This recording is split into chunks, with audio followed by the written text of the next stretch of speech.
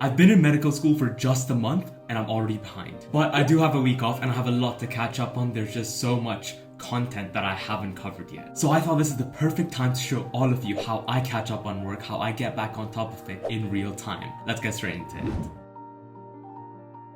The first thing I do is that I jump on Notion and dump every single task I have to do onto this basic to-do list. Yes, it's a very simple way to do things, but honestly, it's the best option when you have so much unknown work just piling up in your head. Dump everything you have to do onto this to-do list, break all the tasks and topics you have to cover into subsections and sections, into subjects. Organize it however you want, but make sure you break it up into headings and subsections. It's a lot easier to select and prioritize what to do at a later point. In medical school here at the University of Manchester, we basically get cases every week, and all of our physiology, anatomy, histology, all of our learning revolves around the topics that this case covers. For me, I have about 2 weeks of content to cover and it's split up nicely into 3 parts. Both the last week's cases revolved around the female reproductive system and the female pelvis, so that is what I'm going to be splitting my catch-up to-do list into. I have all the lectures and learning sessions already listed out from the last 2 weeks, so I'm going to quickly copy them on. As you can see, I'm not just copying on generic topics from the syllabus. What I'm doing is that I'm going through specific lectures and resources and putting that onto my to-do list so that I make sure I cover all the topics that need to be covered for that case. Now it's time to get even more specific and mention exactly how we're going to be studying those topics and those lectures on there. If you've watched some of my older videos, you know that my go-to method to study and to active recall is to convert all the content I need to learn into recall questions so that I can then practice these questions, test myself on them at a later date, and actually revolve all of my future revision sessions around these questions themselves. So for a few of these lectures, I've gone through them before. I know my understanding isn't that bad and I've actually made questions for them during the lectures. So my goal while I go through these lectures is to firstly test my understanding, go through the questions I've already made and try answering them in my head, refer back to the lectures and other resources, then check my answers. And after I've gone through the questions I've made, then I'll add more specific questions, improve the ones that are currently on there, and try to see if I've covered all the topics that I need to know for these lectures by using the lecture outcomes and the syllabus. As for the rest of the lectures, I didn't get enough time to make good questions while they were going on, and it was a bit difficult to understand them properly. So my goal for those lectures is to go through them, try to understand all the topics that are mentioned in it, and side by side create questions while I do this. Again, these are basic tasks. I will be breaking them down further on the day of my actual revision, but for now this is fine because they're specific enough to actually give me a direction towards where I'm going with my learning. For actually understanding the topics that are mentioned in these lectures, I won't just be going through these lecture slides. I'll be going through pre-made notes that I found online, and I'll be going through different textbooks. That way I have different good sources of information that I can use to consolidate my understanding and then create questions based on those resources as well. Ideally, all of these lectures and resources should cover the content that I need to know for my exams, but just in case, I will be adding the task of checking all the learning outcomes and seeing whether I've covered all of them at the end of each case.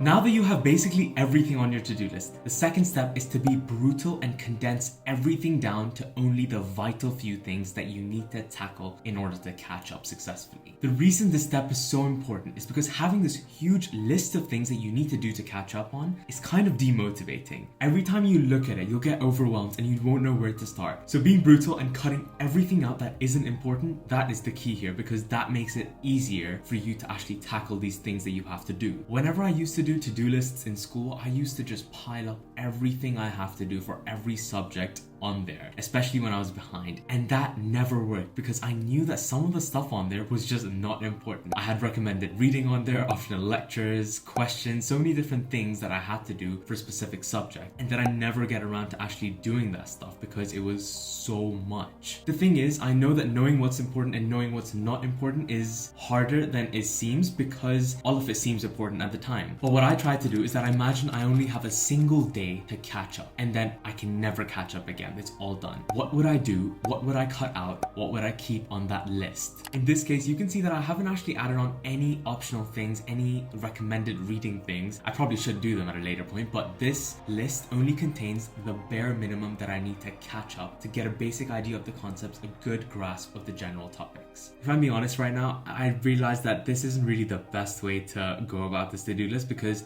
what our exams are actually based on aren't the lectures and this. It's based on specific learning outcomes outcomes that these lectures should be ideally covering. So what I should have done is I should have listed out all the learning outcomes and gone through them individually. But that is difficult to do when you don't know what the content is going to be about. So if you feel the same, if you feel like you haven't covered everything in those to-do lists, or if you've put too much on there or not put the right things on there, it's okay. You're just trying to get a list of specific things that are all important to do for your exam, and you're just planning it out right now so that you can get a gauge of what you need to catch up on in the week or during the time that you're giving yourself. You'll understand more and tackle more with time as long as you have the main bulk of things on there that you need to get done. As long as they're specific, I think you're fine. Don't deep it.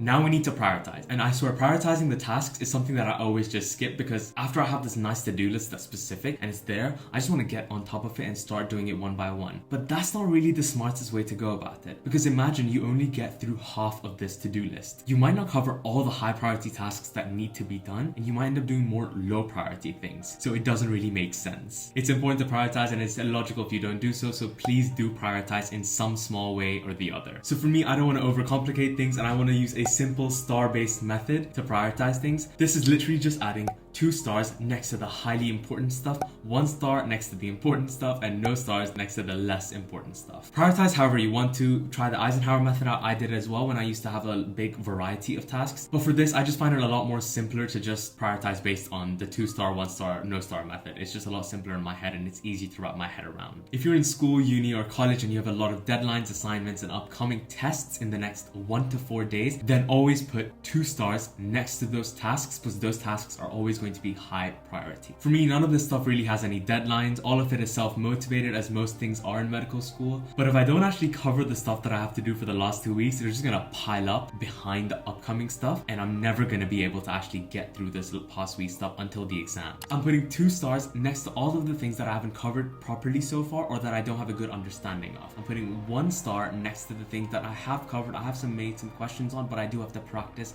and add better questions on there. And I'm putting no stars next to the things that I have covered before that I don't need the most effort to actually get done. My strategy will be to now hit all the 2-star topics, hit the 1-star topics if they relate to them, and try to go in the order that I've just prioritized in. Again, creating this to-do list of tasks that you need to do to catch up, cutting out all the not important topics, and then prioritizing all the current things left on there into 3 different levels of priority. It's all very basic. It's very easy to do, but this workflow, this way of thinking is very underrated, and it's not something that most people do. Most people just tackle things one by one as they list them out. Now comes the hard part of actually getting through all of the stuff that you've just planned out in a clever way. And to me, there's 2 sensible ways to actually catch up while you keep on doing your current work. The first one is to clear away all the tasks and deadlines you have to complete for the next few days. Literally give yourself 3 days to get all the current work you have done and finished. This way you can free up time after those 3 days and catch up on all the work that you've just listed. Similarly, if you don't have any deadlines coming up from your current work, then as it is for me, give yourself a few days to complete all your past work. Set a proper deadline for yourself. You have to go like, okay, I have X amount of days to get through all the stuff that I've just listed down, and if I don't, tough luck, I have to move forward and not do that until the exams. But either way, whether you tackle your past work first or your current work first, make sure that it's done by the deadline that you give yourself. I think the biggest challenge that I used to have when I was catching up with work was that I wasn't able to get through a topic on my to-do list without feeling like it had to be perfect. I had a very perfectionist mindset with how I was working. So I'd spend hours trying to do one thing and understand it perfectly when there was 20 other things that need to be done. And my time would have been spent much better trying to cover 70 to 80% of all those different things I have on that list compared to just perfecting like 2 or 3 of them. But over time, I've become so much more brutal with the studying I do. I focus on getting through my tasks and the topics I have to cover as fast as possible. What can I do to get through it a lot faster? I don't focus on completing everything to 100%. As long as I have 60 to 70% of things covered for that specific PowerPoint or lecture, if I've understood 60 to 70% of it, I'm honestly good. I'm happy to move on. If I have time, I'll come back. That's the mindset that you need to have. It's a lot harder to do it when you have that perfectionist tendency, but be brutal, be fast with the work that you have to do. It's the small thing of skipping the few things that you couldn't get, trying to come back to it later, but aiming to get through all of the things that you have to do first. In the upcoming weeks, I'll be showing you all how I study in medical school, my studying processes, the way I active recall, the way I learn new content, and I'll be taking you through all the different techniques that I've talked about in these YouTube videos in real time. So check these out ASAP. Thank you so much for watching. If you enjoyed the video, please give it a like, subscribe for more content in the future, and as always, I'll see you next week. Bye bye.